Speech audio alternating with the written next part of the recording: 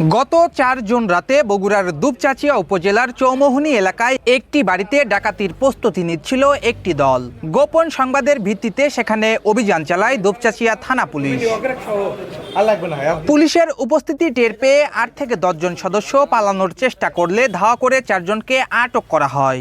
সকাল ১০টায় জেলা পুলিশ সুপার কার্যালয়ে আয়োজিত প্রেস ব্রিফিংয়ে এসব তথ্য জানান বগুড়া জেলা পুলিশের অতিরিক্ত পুলিশ সুপার ও মিডিয়া মুখপাত্র আতাউর রহমান।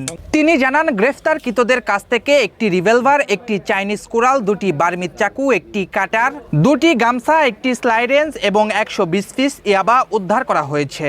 সংঘবদ্ধ ডাকাত দল একটা ডাকাতি করতে যাবে এরকম তথ্য আমরা বিভিন্ন মাধ্যমে পেয়ে থাকি।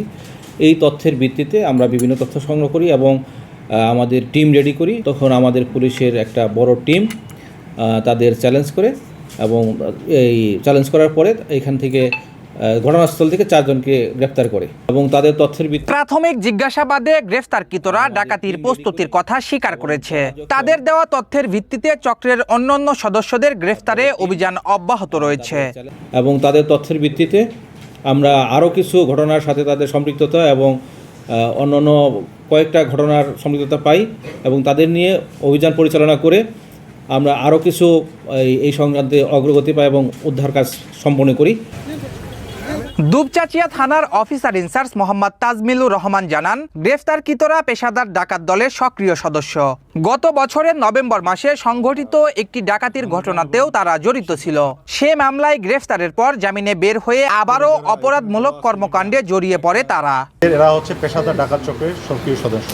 এরা গত অক্টোবর-নভেম্বর মাসে একটা দুপচাঁচিয়ায় খুনসহ ডাকাতির ঘটনা ঘটে, সেখানেও এরা জড়িত ছিল এবং সেই মামলায় তাদেরকে আমরা গ্রেফতার করে পাঠাই। পরবর্তীতে তারা জামিন নিয়ে এসে পুনরায় এইসব অপরাধকর্ম করে বেড়াচ্ছে।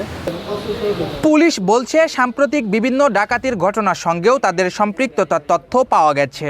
গ্রেফতারকৃতদের বিরুদ্ধে আইনগত ব্যবস্থা প্রক্রিয়াধীন রয়েছে। আতিকুল ইসলাম আতিক, বগুড়া লাইভ, বগুড়া।